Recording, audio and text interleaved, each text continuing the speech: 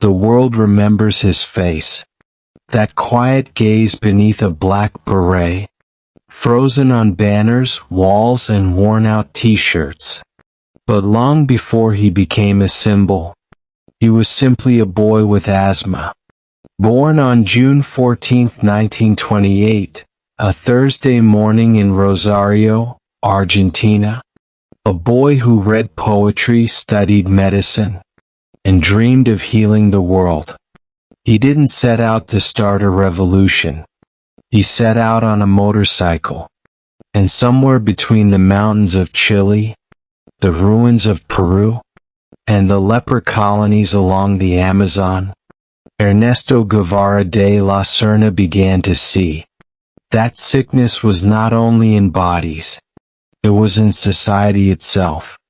Years later, on July 8, 1955, inside a dim apartment in Mexico City, he would meet Fidel Castro, and the quiet doctor would become Che Guevara, a man who traded his stethoscope for a rifle, his comfort for a cause.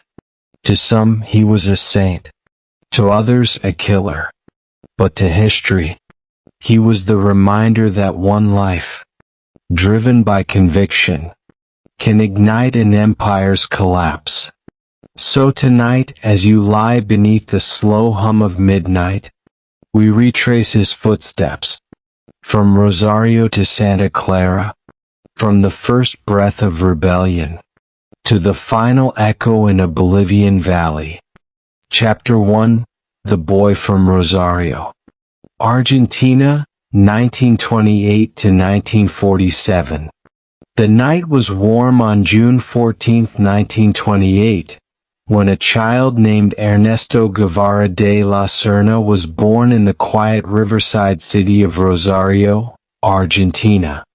Outside, the Parana River shimmered under a soft moonlight, its surface breathing slowly as if the world itself was welcoming a restless soul. His parents, Ernesto Guevara Lynch and Celia de la Serna, came from families of Spanish and Irish descent, intellectuals who filled their home with books, conversation, and defiance. The walls of their modest house carried the scent of old pages and the rhythm of Latin American poetry. But the little boy who would one day become Che began life not as a fighter, but as a fragile child, gasping for air against the cruel grip of asthma. In the humid nights of Alta Gracia, where his family moved to ease his breathing, Ernesto lay awake listening to the wind against the eucalyptus trees. His lungs were weak, but his eyes burned with an intensity that even illness could not dim. As other children ran and played, he read. He devoured the words of Karl Marx, Sigmund Freud, Pablo Neruda, and José Martí. To him, every idea was a spark, and every injustice, a wound. His mother often said, "Ernesto does not just look at the world, he feels it." At age 15, during a trip through Córdoba province, he witnessed poverty that his books could not describe. The thin faces of laborers, the cracked hands of farmers, the weary eyes of children, all etched themselves into his mind like scars. Argentina in the 1930s and 40s was a nation of contrast. Grand estates beside shanty towns, rich landowners dining under chandeliers while workers slept on dirt floors. He began to see illness and poverty as the same disease, one of neglect, one that medicine alone could not cure.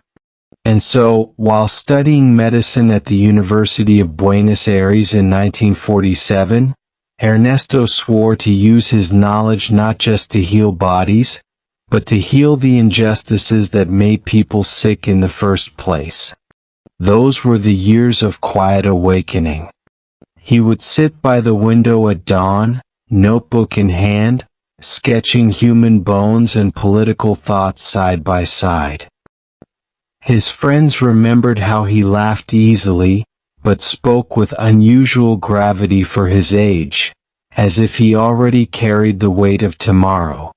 By 1948, Argentina's streets were alive with the echoes of Juan Perón's populist movement, the sound of speeches, marches, and dreams of reform. Young Ernesto watched the crowds from a distance, fascinated yet unconvinced. He felt the winds of change, but they seemed to blow only halfway, stirring hearts without breaking chains. Late one evening, his friend Alberto Granado, a biochemist with the same hunger for purpose, leaned across the table and said, "We can read about the world forever, Ernesto. But we'll never know it until we see it." The words hung in the smoky air like a promise.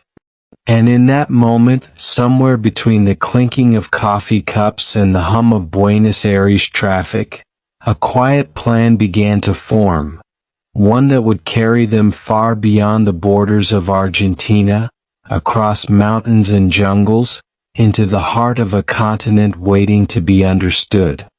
As the night deepened over Buenos Aires, Ernesto folded his notes, unaware that his life, and history itself, was about to shift. The boy from Rosario was no longer just a student of medicine. He was becoming a student of humanity. And so, under the southern stars, his journey quietly began. Chapter 2: The Motorcycle and the Continent. January 1951 to July 1952. It was the morning of January 4, 1952, when Ernesto Guevara, now 23 years old, tightened the straps on a battered 1939 Norton 500 motorcycle, which he and his friend Alberto Granado had lovingly nicknamed La Poderosa II, the Mighty One. They stood on the cracked streets of Córdoba, Argentina, the air crisp, the sky pale with the promise of summer. Their plan was simple yet immense: to ride across South America, from Argentina to Venezuela, to explore the continent they had only read about. But beneath that dream lay another: to understand the suffering of its people with their own eyes. As the sun rose that Friday morning, the two men roared northward, leaving behind textbooks, clinics, and the comfort of familiar streets. Dust curled behind their motorcycle like the first brushstroke of destiny. Chile, the land of copper and dust. By February 14, 1952, they crossed into Chile through the icy mountain passes of Los Andes, their breath visible in the cold air. In Valparaiso they met miners who worked deep within the Chuquicamata copper mine, men whose faces were permanently shadowed by dust and despair. Ernesto wrote that night in his diary, "The division of America into unstable and illusory nations is completely fictitious. We are one single mestizo race." On February 15, he turned 24 on Chilean soil, surrounded not by celebration, but by the silent suffering of workers coughing up the dust of the earth they dug for others' wealth.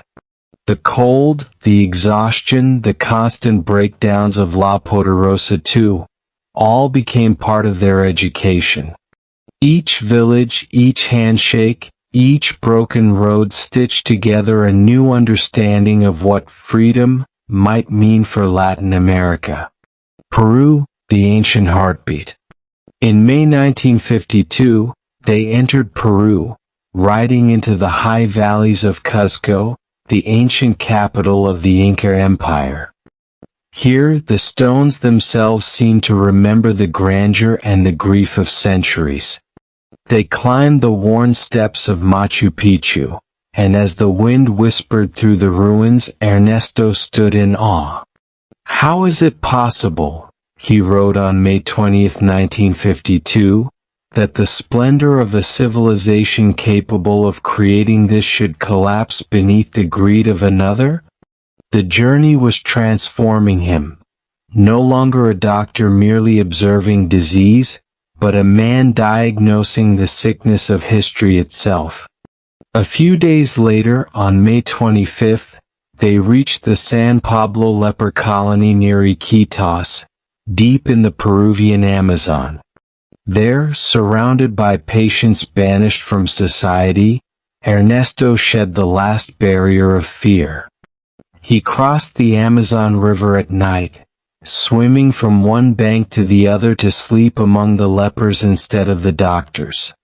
That night, under the pale moon of May 26th, the river shimmered like mercury, and the sound of frogs echoed through the rainforest. It was there, in the silence of the jungle, that Ernesto found his true calling, not as a healer of the body but as a revolutionary of the human spirit. Colombia and Venezuela, the journey's end. By June 30, 1952, they reached Bogotá, Colombia, their motorcycle long gone, broken beyond repair. The city was recovering from the chaos of El Bogotazo, the riots that followed the assassination of Jorge Eliezer Gaitán in 1948. The walls were still scarred with bullet holes, the people still tense with memories of civil unrest. Ernesto saw how political betrayal and poverty intertwined, how the elite spoke of progress while the poor buried their dead. On July 8, 1952, they finally arrived in Caracas, Venezuela. It was Monday evening, the tropical air thick and golden with the smell of diesel and salt. The two friends embraced. The journey that had begun with laughter now ended in quiet revelation. They had traveled over 8,000 kilometers across deserts, jungles, and rivers. But the true distance covered was within Ernesto's soul. As night fell over Caracas that July evening, Ernesto looked up at the stars scattered above the Caribbean sky. He was no longer just a medical student or a traveler. The young man who once sought adventure had found purpose. A continent's pain had become his own. He wrote in his notebook before sleeping, "I'm not me anymore. I am all the people who suffer." And with that, the boy from Rosario quietly died. And Che Guevara, the revolutionary, began to awaken. Chapter 3: The Fire of Revolution. 1953 to 1956. It was the morning of July 7, 1953, when Ernesto Guevara de la Serna stepped off a crowded bus in Guatemala City, Republic of Guatemala. The sun was already fierce over the cobblestone streets, and the smell of roasted maize and diesel filled the air. He carried only a small suitcase, a stethoscope, and a notebook thick with scribbled reflections from his long journey across South America. Guatemala was alive with hope. Its democratically elected president, Jacobo Arbenz Guzman, had launched an ambitious plan to return land to the peasants, seizing idle estates from the United Fruit Company, the American corporation that controlled much of the nation's soil. It was the dream of a continent finally reclaiming itself. On Sunday, August 2, 1953, Ernesto wrote in his diary from a small room near Avenida Bolívar, "This is the first truly free government I have ever seen. If it survives, Latin America may awaken." He met students, poets, and revolutionaries, among them a Peruvian economist named Hilda Guedilla, who would soon become both his companion and his political teacher. Through her, Ernesto read Marx and Lenin not as theory but as living fire. He was beginning to see how empires disguised themselves, not in crowns and swords but in contracts and corporations. The coup of 1954. The fragile dream of Guatemala shattered on June 18, 1954.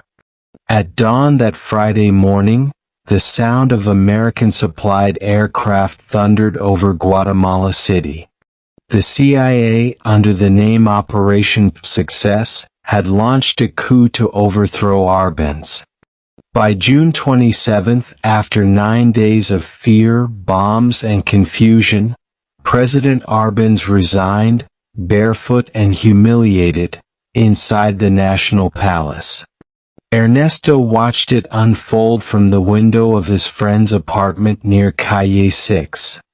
He saw tanks rolling through the capital, soldiers burning leftist newspapers, and books thrown into bonfires. That night, June 27, 1954, as rain began to fall softly over the city, he wrote, "I have seen a nation's dream crushed by the invisible hand of the North. There is no neutrality left for me. From now on I will fight." His transformation was complete. He was no longer Dr. Ernesto Guevara, the observer. He was Che the revolutionary. The nickname Che, an Argentine interjection meaning "hey you," had been affectionately given to him by fellow Latin American travelers who smiled at his accent. Now it would become the name the world would remember. Mexico City, a meeting with destiny. By September 1954, Che fled to Mexico City, where exiles and dreamers gathered under the watchful eyes of the Mexican authorities.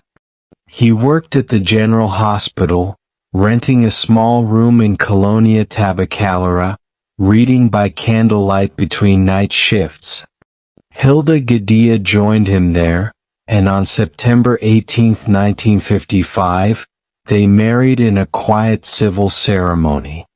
In the smoky cafes of Calle Bucareli, whispers of a coming revolution stirred the air. Talk of Cuban exiles preparing to reclaim their island from Fulgencio Batista, the military dictator who had seized power in Havana on March 10, 1952. One night in July 1955, a mutual friend introduced Che to a tall, intense man with piercing eyes, Fidel Alejandro Castro Ruz. It was a humid evening, July 8, 1955, in the modest apartment of Maria Antonia Gonzalez, a Cuban exile. As Maria poured them coffee, Fidel spoke of his dream. "We will land in Cuba. We will free our people or die trying." Che listened in silence. When Fidel finished, he said simply, "Count me in." That single moment, that Saturday night in Mexico City, became one of the turning points of the 20th century. Training for revolution. The following year, 1956, Che joined the 26th of July movement, named after Fidel's failed attack on the Moncada barracks in Santiago de Cuba on July 26, 1953. In secret camps outside Mexico City, in the dusty fields of Chalco, the small band of exiles trained with outdated rifles and impossible hope. There was Raul Castro, Fidel's younger brother, disciplined and reserved. There was Camilo Cienfuegos, the smiling guerrillero with eyes full of courage. There was Juan Almeida Bosque, Ramiro Valdez, and a dozen others, each one marked by exile, each one ready to die for a country they had not seen in years. On the night of November 25, 1956, under the dark skies of Tuxpan, Veracruz, Mexico, they boarded a small leaky yacht named Granma. There were 82 men in total, carrying rifles, dreams, and seasickness. The Gulf of Mexico was calm that night, but inside the boat was chaos, waves crashing, fuel leaking, and hope wavering. Che, seasick and exhausted, clutched his medical bag and whispered a prayer for landfall. After 7 days at sea, on December 2, 1956, the Granma touched the muddy shores of Playa Las Coloradas, in Orient Province, Cuba. It was Sunday morning and dawn was breaking through the palms. Of the 82 men who landed, most would be killed or captured within days. But a handful, including Che Guevara, Fidel Castro, Raul Castro, and Camilo Cienfuegos, escaped into the Sierra Maestra Mountains. There, in the damp green silence of the Cuban jungle, the seeds of revolution began to grow. As night settled on the mountains that December evening, Che sat beneath a palm tree, his uniform soaked, his inhaler nearly empty, his heart steady. He wrote quietly in his notebook, "Now I am where I must be. History is no longer something I study. It is something I make." And so, under the moonlight of the Sierra Maestra, the doctor became the commander. The fire of revolution had found its flame. Chapter 4: The Victory and the Burden. 1957 to 1959.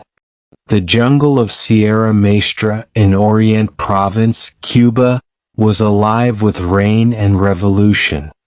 By January 1957, the rebels had been hiding for over a month since the disastrous Granma landing on December 2, 1956. The air smelled of wet leaves, gun oil, and fear, yet something powerful was being born beneath that canopy.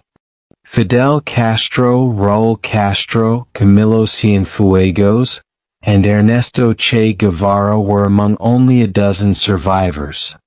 They slept on damp ground, rationed handfuls of rice, and moved by night to avoid the Batista army patrols. On January 17, 1957, at La Plata, Che led his first ambush, a skirmish that lasted barely 20 minutes but changed everything. The rebels destroyed a government patrol, capturing weapons and ammunition. It was Friday, and for the first time since the Granma landing, hope flickered through the fog. That evening, Fidel called Che to his tent and told him, "From today you are not just our doctor. You are a commandante." The man who once healed wounds was now commanding men in battle. The rise of the rebel army. Through 1957, the revolution gained strength. Che established his own column, Column 4, known as El Cuarto. His camp, La Mesa, deep in the Sierra Maestra, became both hospital and classroom. He trained young peasants to read, to fight, and to believe. On May 28, 1957, his men attacked the El Uvero military post, a coastal outpost near Santiago de Cuba. The battle began at dawn, Tuesday morning, as sea mist rolled through the trees. After 3 hours of gunfire, the rebels captured the garrison. It was their first major victory, and news of it spread like wildfire through the Cuban countryside. In the villages of Orient, farmers began whispering the names of the bearded men in the mountains, Los Barbudos. Women smuggled food, medicine, and messages.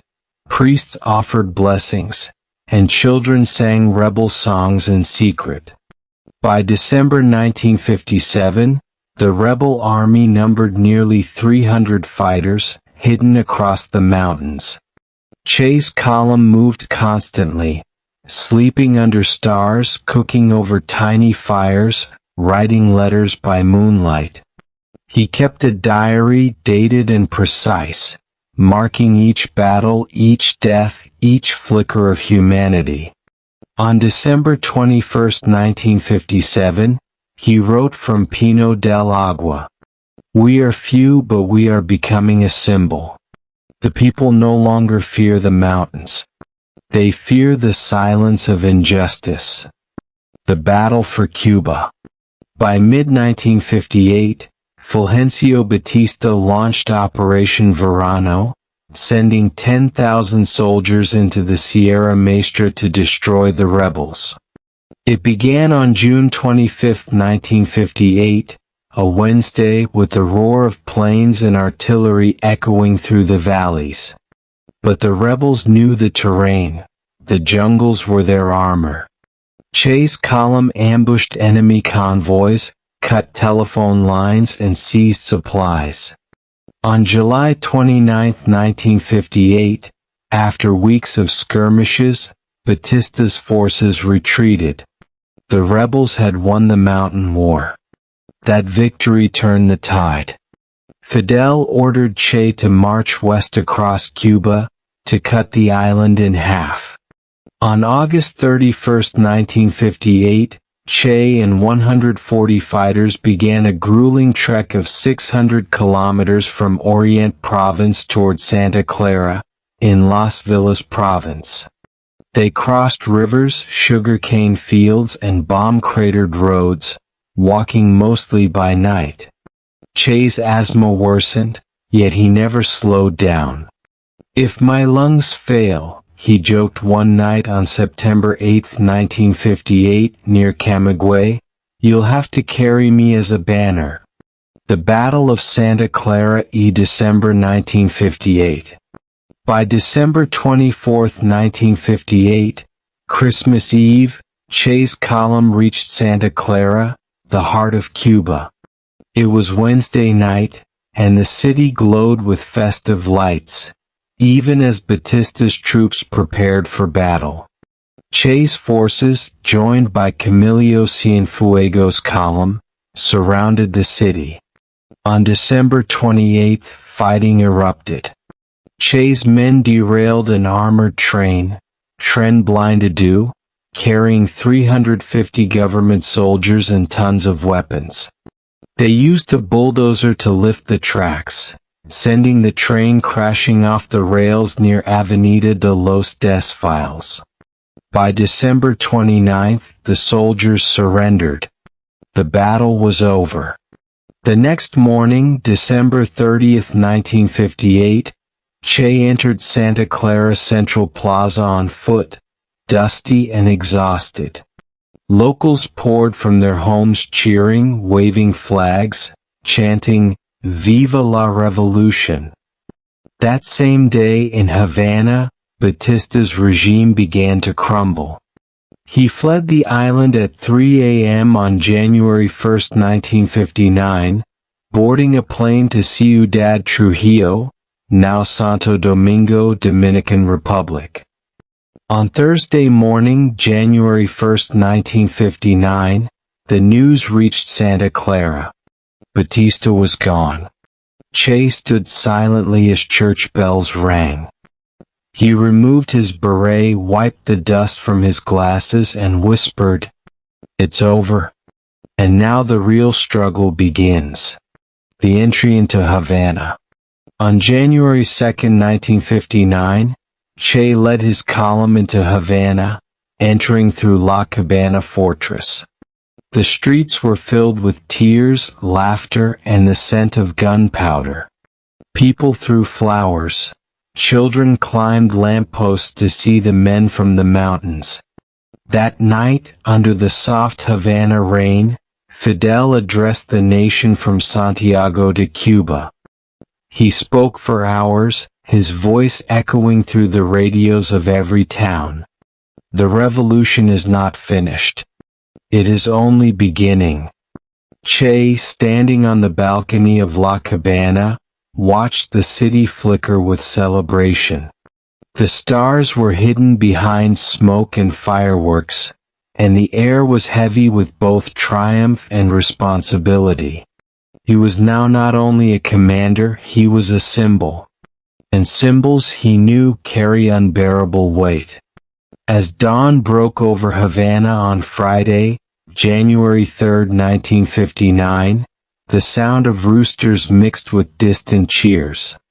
Che looked toward the sea, his asthma making every breath slow, deliberate. The doctor who once rode a broken motorcycle across a continent was now one of the most powerful men in Cuba. But power, he would soon learn, was its own battlefield. And so, as the new republic awoke, the revolution's quiet burdens began to rise with the morning sun. Chapter 5. The Shadow of the Revolution. 1959 to 1967.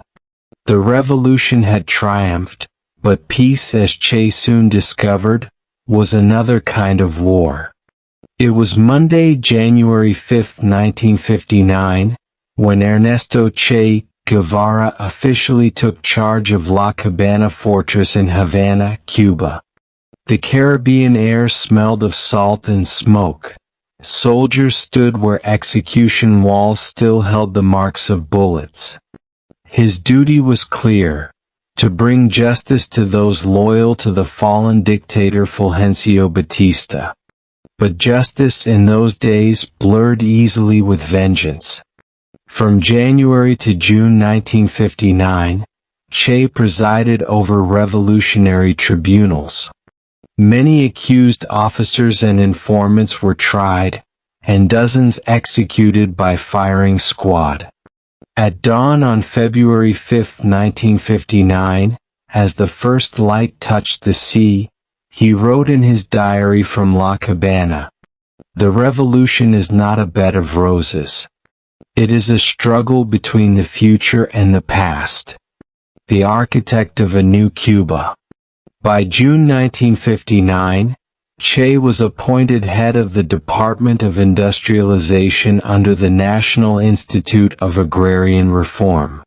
He believed that Cuba's future depended not on sugar exports, but on education, self-reliance, and discipline. On November 26, 1959, he was named president of the National Bank of Cuba.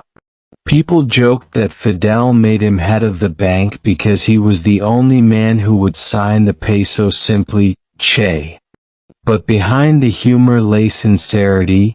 He wanted to strip Cuba from the grip of foreign capital. Throughout 1960, Che traveled the world as Cuba's representative. He met Gamal Abdel Nasser in Cairo, Egypt, on June 18, 1960, and Jawaharlal Nehru in New Delhi, India, on June 24. In September 1960, he addressed the United Nations General Assembly in New York City. The date was Tuesday, September 26, 1960. He spoke calmly, denouncing imperialism and defending the Cuban Revolution before the world's most powerful nations. He returned to Havana on October 10, 1960, greeted by cheering crowds, but inside, his restlessness grew. Bureaucracy suffocated him. He was a man made for movement, not for desks. Farewell to Cuba. By March 1965, Che had disappeared from public life. Rumors spread across Havana. Some said he was dead. Others whispered he had gone underground. The truth was more poetic and more tragic. Che had quietly left Cuba to ignite revolutions abroad. On April 1, 1965, he crossed into Congo, Leopoldville, under the name Ramon Benitez. He joined Laurent Desire Kabila's rebels to fight Belgian and American-backed forces. But the struggle faltered. By November 20, 1965, Che withdrew from Africa, exhausted and ill. He returned secretly to Cuba on December 19, 1965, arriving at Varadero airfield under darkness. Fidel met him 2 days later, December 21, 1965, in Havana. The two men spoke until dawn. No words from that meeting were ever recorded, only silence heavy with friendship and farewell. Che left behind a sealed letter, dated April 1, 1965, addressed to Fidel. If my death finds me, let it be in battle. I have always believed that the true revolutionary must be guided by love. Bolivia, the final campaign. In November 1966, Che secretly entered Bolivia using a forged passport under the name Adolfo Mina Gonzalez, posing as a Uruguayan businessman. He arrived in La Paz on Thursday, November 3, 1966, and then traveled to the remote jungles of Nankawazu in the Santa Cruz department. There he began forming the Ejército de Liberación Nacional de Bolivia, ELN, the National Liberation Army. Among his small group were Harry Pombo Villegas, Tamara Bunk, Tanya La Guerrillera, Juan Pablo Chang, and Inti Pareto. They trained in the dense, mosquito-filled jungle near the Nankawazu River, sleeping in hammocks beneath tarps of rotting canvas. The campaign began on March 23, 1967, when Che's guerrillas ambushed an army patrol near Camiri, killing several soldiers. But the Bolivian army, aided by the CIA, soon surrounded them. By August 31, 1967, the rebels were trapped. Tamara Bunk was killed in the Rio Grande, her body later found near Valle Grande.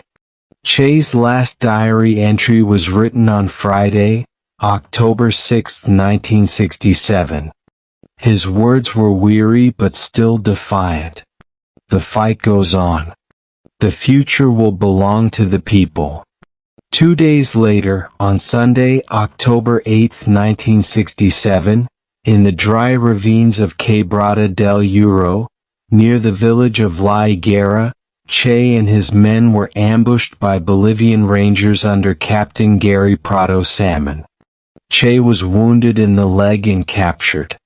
When Colonel Joaquin Centeno Anaya asked who he was, Che replied, "I am Che Guevara. I am worth more to you alive than dead." He was taken to a small adobe schoolhouse in La Higuera, where he spent his final night. The room smelled of dirt and kerosene. Outside, soldiers smoked in silence. Inside, Che sat on a bench, hands bound, eyes calm. He refused food, speaking softly to the young soldier guarding him. "Tell your mother not to worry. Soon the war will be over for both of us." October 9, 1967, the end and the beginning. At 1:10 p.m. Monday, October 9, 1967, Sergeant Mario Turan, trembling, entered the classroom. He hesitated and Che said his final words. "Shoot, coward, you are only going to kill a man." The shots rang out. The time of death was 1:15 p.m. in La Higuera, Bolivia. He was 39 years old. His body was flown to Valle Grande, where it was displayed publicly on October 10, 1967, at the Nuestra Señora de Malta Hospital laundry room, before being secretly buried near an airstrip. For 30 years his grave was unknown. Then, on July 12, 1997, his remains were discovered and returned to Cuba. On October 17, 1997, he was laid to rest in Santa Clara, beneath a stone monument where an eternal flame burns, the same city he had liberated 38 years earlier. That night, under the Cuban sky, Fidel Castro stood before thousands and said, "Che was not only a man, he was a symbol of what the human being can be." And so, as the candles flickered across Santa Clara, the story of Ernesto Guevara de la Serna, the doctor, the dreamer, the revolutionary, came full circle. From the soft winds of Rosario to the jungles of Bolivia, his life became not just history but legend. The night deepens. the world turns quietly on. And somewhere between the breath of mountains and the silence of stars, his whisper still lingers, a reminder that even one life, burning for justice, can light the darkness of an age. If this story stirred something in you, take a breath and ask yourself, what would you have done standing where he stood? Would you pick up the dream knowing it could cost everything? Or turn away letting silence win over courage? History is not made by the comfortable. It's carved by those who dare to dream beyond reason. Tell us in the comments, what does revolution mean to you? And if you wish to wander deeper into the minds of dreamers, rebels, and forgotten souls who changed the course of time, then stay close to Global Mysteries. Because every night we light a candle for truth, and every story we tell is another key to understanding who we really are. Candle, the past is never gone, it only waits to be remembered.